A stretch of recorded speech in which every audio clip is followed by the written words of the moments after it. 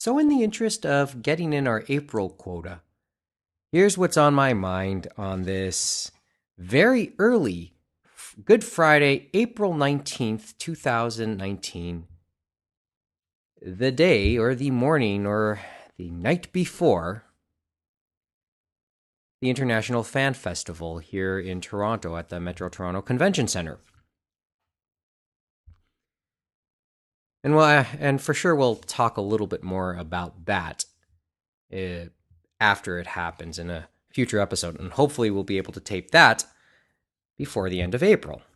Things have been busy lately. Let's start this time around with a topic that seems to be talked about a lot here on this show a lot. Live action movies. Yes, live action movies. And I think the biggest news to most people over the last couple months, last month or so since our last episode, was the announcement that Netflix or whoever is producing the Netflix version, live action version of Cowboy Bebop, have announced at least 4 members of the live action cast. Most notably, John Cho, he of Star Trek rebooted fame and Harold and Kumar Go to White Castle fame, has been given the lead role as Spike Spiegel in this adaptation, among others. Mustafa Shakir, who's in Luke Cage, will play. What's his name? I keep forgetting now. Will play Jet. Okay, thank you. Anyway, just on, I guess the focus this time, with all the announcements, will be with at least the initial cast announcement, is on John Cho himself, who, by all accounts, is a very, very well respected Asian American actor in the acting community down in the States. Acting chops wise, he deserves the role. He certainly could pull the role and has the role certainly on merit. I guess the real question will really be his action fighting skills. Obviously, it's known Spike has his Bruce Lee like Jeet Kune Do style in the anime. Let's see how that ends up looking in the live action version. Just off the bat, I would not be surprised if we don't really see any Bruce Lee look to his fighting. Just putting that out there now. Although I'll be really impressed if it does show up. Well, let's see. Let me go down the initial list. Daniela Pineda from Jurassic World and Alex Hassel who starred in The Miniaturist, will take on the roles of Faye Valentine and Vicious, respectively, for this live action version. I guess there's other question marks people are wondering. What about Ed? Ed has whoever's playing Ed has been announced, and there are some theories out there that Ed may not show up in the initial episodes, or too quickly, at least in comparison to when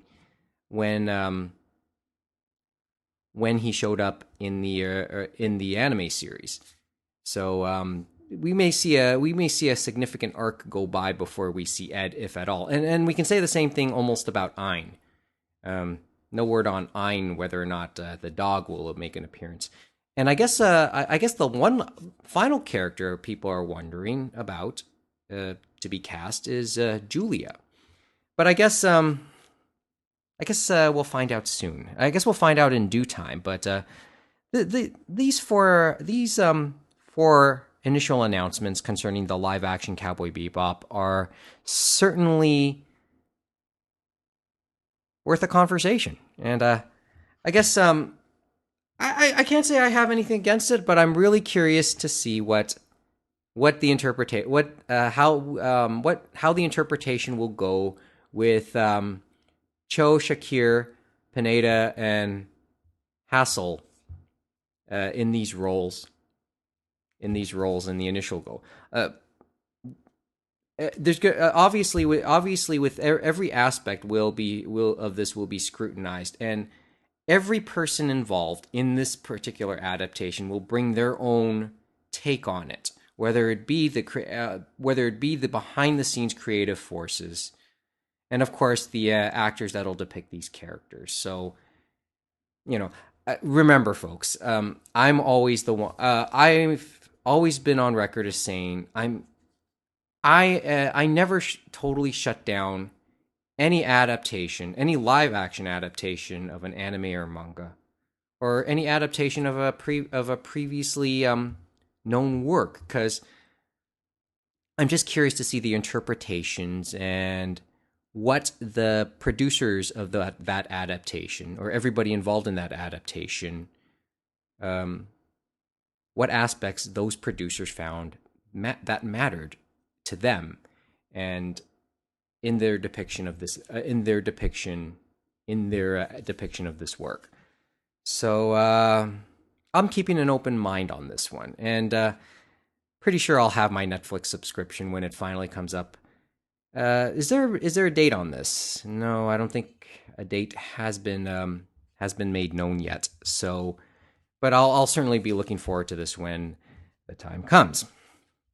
All right, the other adaptation I wanted to bring up was Rurouni Kenshin.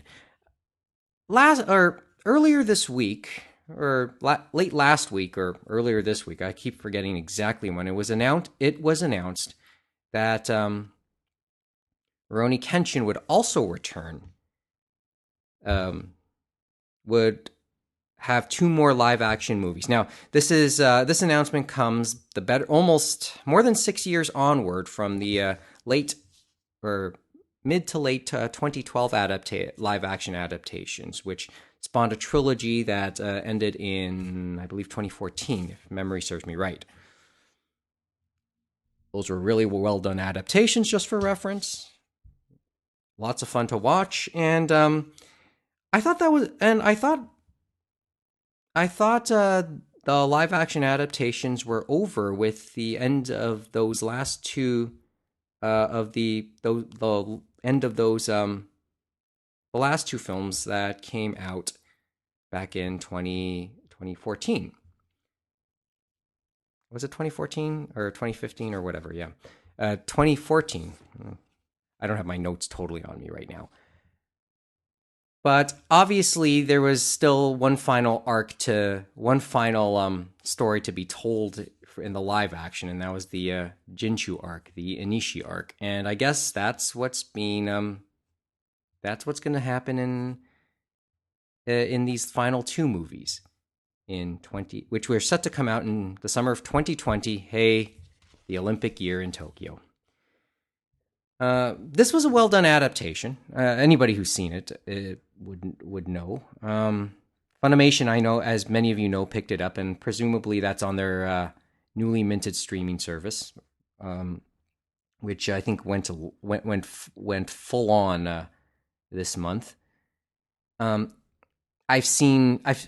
I do have more of a vivid memory seeing the first movie, and I really enjoyed that. Seeing bits and pieces of the other 2 movies, I haven't sat down to watch those other 2 movies. Pretty sure they turned out well. Maybe I'm biased. Everyone knows I'm a huge Kenshin fan. I'm looking forward to these. I'm just waiting to see who picks it up. Next, I wanted to air out a couple frustrations. Mild frustrations, but I guess frustrations nonetheless.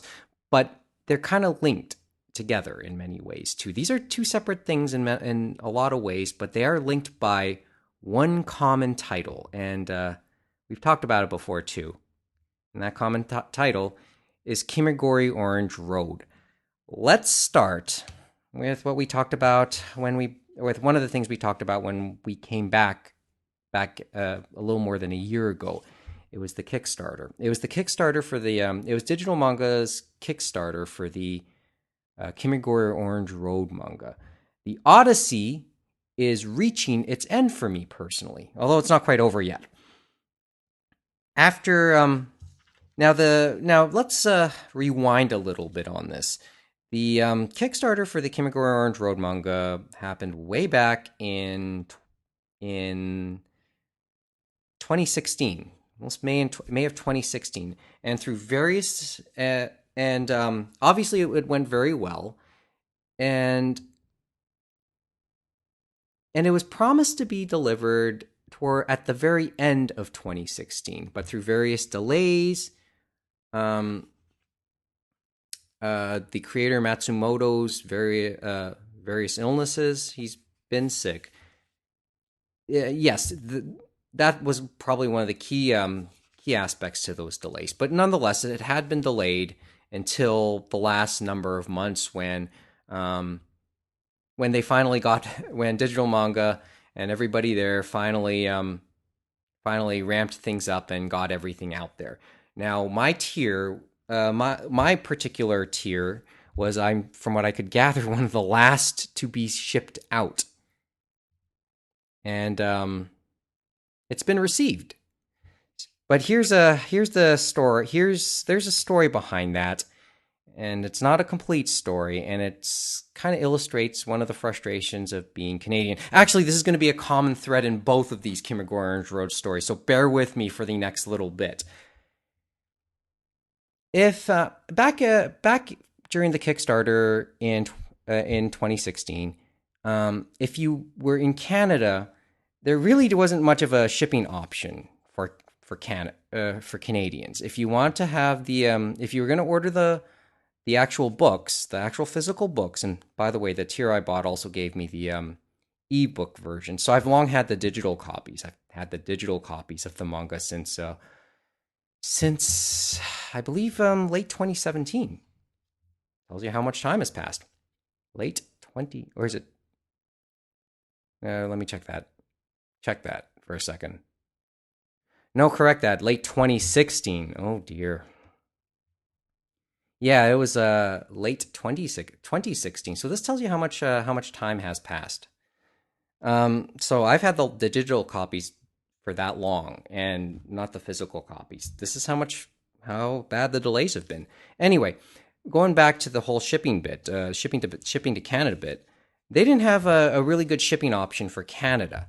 So if you want to order the books and have them shipped to Canada, at least in the case of my tier, which was all the volumes shipped at once, I was looking at another $60, I believe $60 American, to have it shipped to Canada. So I didn't take that. I didn't take that tier or make that pledge, and I made a promise that I would eventually have it sent to one of my relatives in the States. Well, as I said, those things have been shipped, and the Odyssey's almost over. But they currently sit in the possession of my cousin, who lives in the outskirts of Boston. He told me he sent me a message. It's been sent there, which I did request to ask him to do, and it's sitting in his basement. So one of us will have to meet each other. One of us will be meeting up with going to visit the other sometime in the near future. We don't know when, but really, there's no hurry. We've waited 6 years. I've waited 3 years on this. What's a couple more months? What's another half year, probably? I do think, although I do hope to see my beloved cousin sometime before the end of 2019. He did tell me one thing, though. If and I take his word, because he does work for UPS, I believe. He does work for one of the major shipping companies. I think it's UPS, but or it could be FedEx. But I know he works for one of them.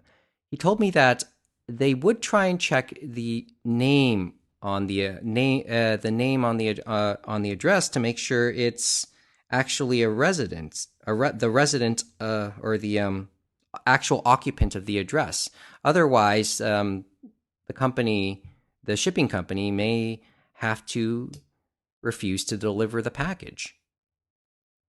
I don't know the reasoning behind that. I never really asked them, but if anybody can elaborate on that one for me, please let me know. There's a part of me wondering. I guess it's either a technicality. Maybe somebody can enlighten me on this before I talk to my cousin on it again in the future. But as I said, the Odyssey's almost over. I'll tell you when it is. I'll let you know when those books are finally in my own possession. But at least I know there's a light at the end, or there really is a light at the end of the tunnel on that one. Okay, the other frustration other Kimagure Orange Road related frustration I have is actually with Right Stuff. We mentioned back, we mentioned back in December that the Blu-ray edition, the Blu-ray re-release of Kimagure Orange Road was going to happen, and it happened back in at the end of March. And I long pre-ordered it. Obviously, I made it known that I long pre-ordered it with Right Stuff before the new year. But I got this strange email in late March saying, please give us a call to double check some aspects, some information concerning your payment method. And I gave them a call, and they said the addresses didn't exactly match up. They said the computer system is very finicky about every aspect of your mailing and billing addresses. And one thing led to another. But bottom line, at least on the initial go, was that my order was actually canceled. And I had to play telephone. I had to call Right Stuff almost half a dozen times over this. And to be fair to them, they did clear it up. And the package with the Blu-rays, among other items, and I'll tell you about that when in the future episode. The package apparently is on its way. It'll arrive here just after Easter apparently, according to a FedEx email I got this morning. But the moral of the story, the upshot of it, was that my billing address didn't totally match my my actual home address. I mean, in some instances, it could be Mike or Michael, and in older versions of my address, I refer to my hometown, to my current residence as Toronto, and we make this no secret, or Etobicoke, which is actually Toronto as well. The Etobicoke, which is the west end of Toronto, the western tip of Toronto, or the southwest tip of Toronto, I guess, since it runs along Lake Ontario. But the computer system is finicky, so if it doesn't match up, it has the system may end up voiding orders, and that's exactly what happened here. As I said, to be fair to the guys at Right Stuff, they didn't make it totally clear what really was the issue before it did get canceled, and they were very their customer service was pretty good in getting that all back on track. So, as I said, I got to be fair to them, and all's well that ends well. But the only real thing to be upset that I may have any real beef with is I'll be getting this package maybe 3 weeks later than I should have. Okay, it happens. But those are my two Kimagure Orange Road beefs for this episode. Probably plenty more to come. Okay, my last story before I have to turn in. It's less is less Japanese pop culture and more Japanese sport. Trust me, I'll bring it back on the pop culture side a bit later. And by the end of this, I'll probably play a bit of 6 Degrees of Separation with it as well. Bear with me on this one. You might like this. You might like this. On the Twitter feed in the next, hopefully, not too long after I put this up, I'm gonna put up a couple photos I took with a couple photos I took of the of 2 members of Japan's bronze medal winning women's curling team from last year's Winter Olympics in Pyeongchang. It's a picture of both. It's a picture of Satsuki Fujisawa, the skip of the Japanese women's Olympic curling team, and her third, Chinami Yoshida. Let's start. I'll start with those two stories. I'll start with that, with pictures of that, and then we're gonna go back in time just a little bit. Just now, the curling team was the Japanese women's curling Olympic curling team were actually in Toronto last week for a Bonspiel, a tournament, the Grand Slam of Curling's Players Championships at the Maddening Athletic Center here near Ryerson. It's basically what's become of Maple Leaf Gardens.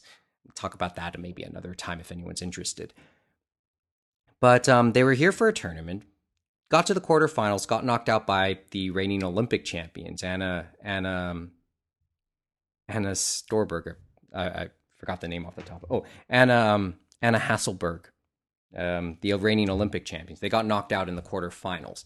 They actually played a fellow Japanese team. They actually played a fellow Japanese team. I'm just looking at this up. Sayaka Yoshimura, who's like the number 4, to probably one of the one of the top teams also for coming out of Japan. They that was the match I saw them play, and then they played Rachel Homan in an elimination game. Didn't do bad at the tournament. Anyway, let's talk about that. After the match, after their match with the other Japanese team, that's when I took those photos. Had a nice long conversation actually with their coach, who's from Calgary, a guy by the name of JD Lind. Nice guy. Big Calgary Flames fan, so my condolences at this point. Because as we're taping this, the Flames are down 3-1 to the Colorado Avalanche in the first round of the Stanley Cup playoffs. Let's go back a little bit. Okay. It had me. We had a nice long conversation about the history of curling, especially of the women's team, since since we're talking about the women's team and the history of the women's team in of the Japanese women's team in curling. They'll be coming up on their 30th anniversary next year of their first appearance at the World Championships, and obviously it's taken a lot of time, but it's culminated in recent years with Fujisawa's team, who were runners-up in 2016 at the World Championships, and of course the bronze medal last year after coming off probably one of the watershed moments in Asian curling history, the semifinal match with South Korea, which I was told was the most watched curling game in history when that happened back at the Olympics by sheer numbers, which it's Asia, sort of makes sense. Okay, let's go back just a little bit. It had me thinking a little bit about curling's depiction in video games, and I know it was depicted in a PlayStation version, briefly depicted in a PlayStation version promoting the 1998 Olympics, just one of those multi-sport type games, which was I guess a nice little footnote. But I also came across. I remember seeing seeing pictures of a actual dedicated video game coming out, that came out for it, and I learned a little bit more about that. I remember seeing pictures of it and actually seeing video of it, and well, it featured the characters in it looked like super deformed characters.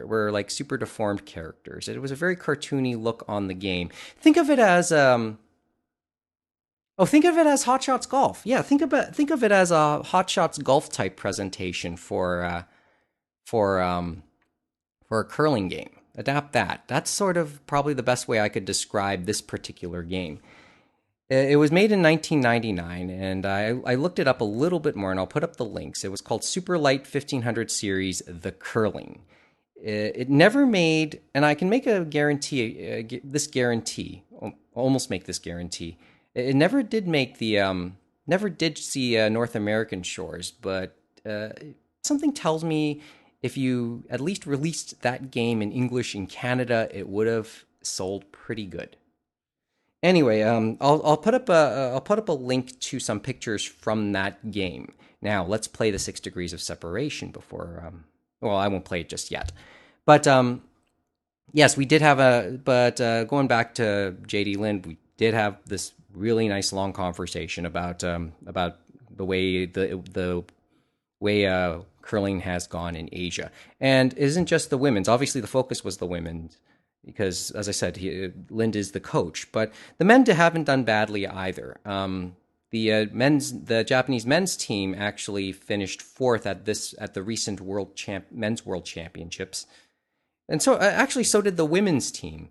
They finished another women's team finished Japanese women's team finished fourth at the recent world championships as well. Coincidentally, they lost out on bronze to who else? South Korea.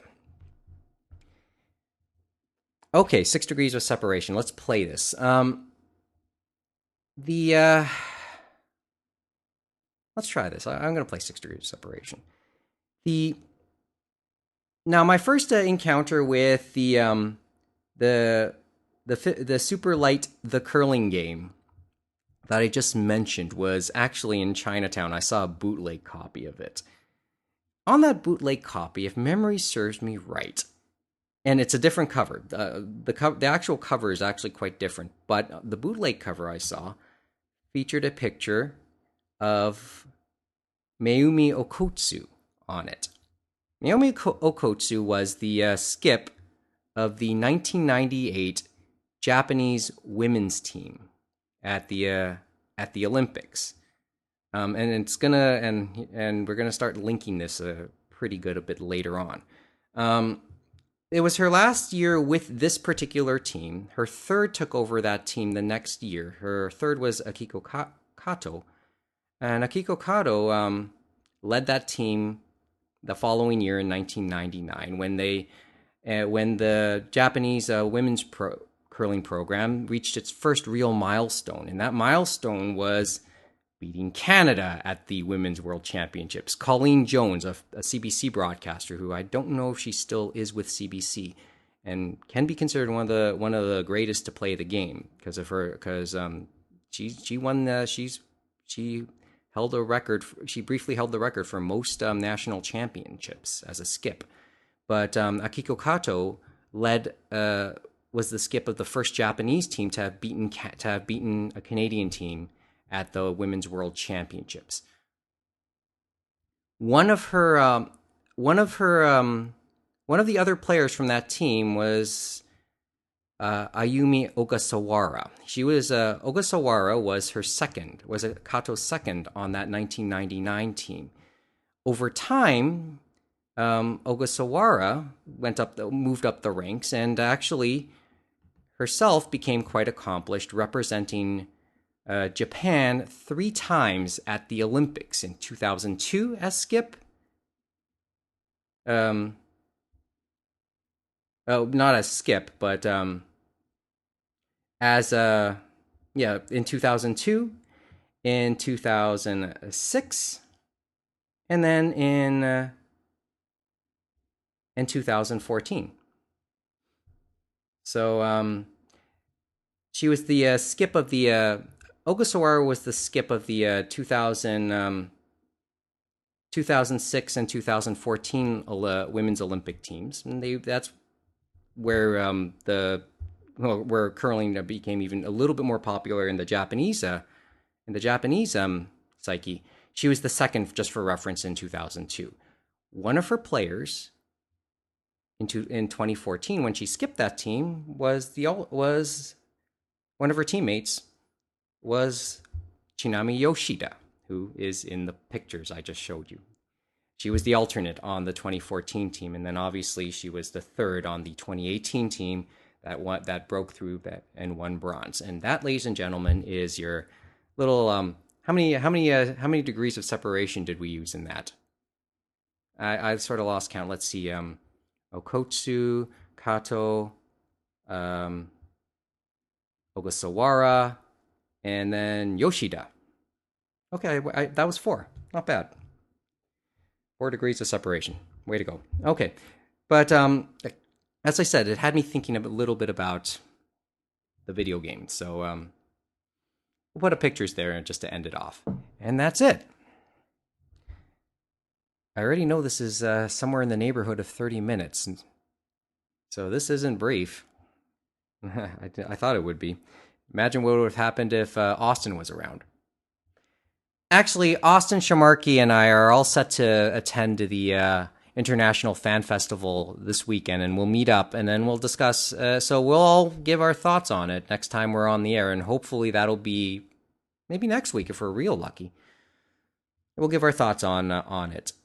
This is going to be a really interesting time because I think the some of the key events on the anime social calendar. This begins like a big whirlwind of a month on the anime social calendar. So there's now the International Fan Festival, and then of course TCAF in mid-May, and then of course Anime North at the end of May.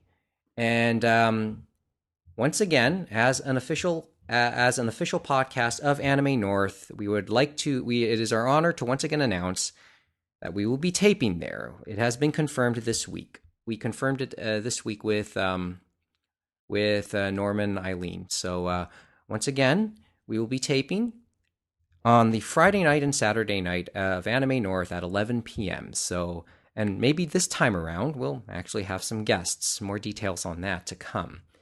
But if you're interested and want to just chill out to wind down each of the first 2 evenings of Anime North, you'll know you can hit us up back in the I think it's the Delta again.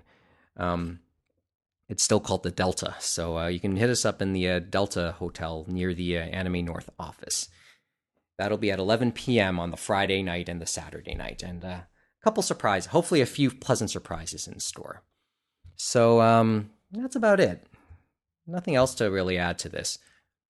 Just it is Easter weekend, so if you're not in Toronto, enjoy that. And if you are in Toronto and even going to the Fan Fest, hopefully maybe I'll see you there or enjoy it. I'll be curious to hear what many of you say. So if you have any questions or feedback, and hit up our Twitter feed for the curling photos, of course, that I just mentioned. animeroundtable@gmail.com is our email address, and at Anime Roundtable is our Twitter handle, and our website, that's pretty obvious too, animeroundtable.com. Whatever you're doing this Easter weekend, whether it's the Fan Fest or just settling, just chilling out and enjoying the holiday, make it a good one, and we'll hopefully see you one more time before the end of the month, and one or two more times before Anime North itself. Talk to you then.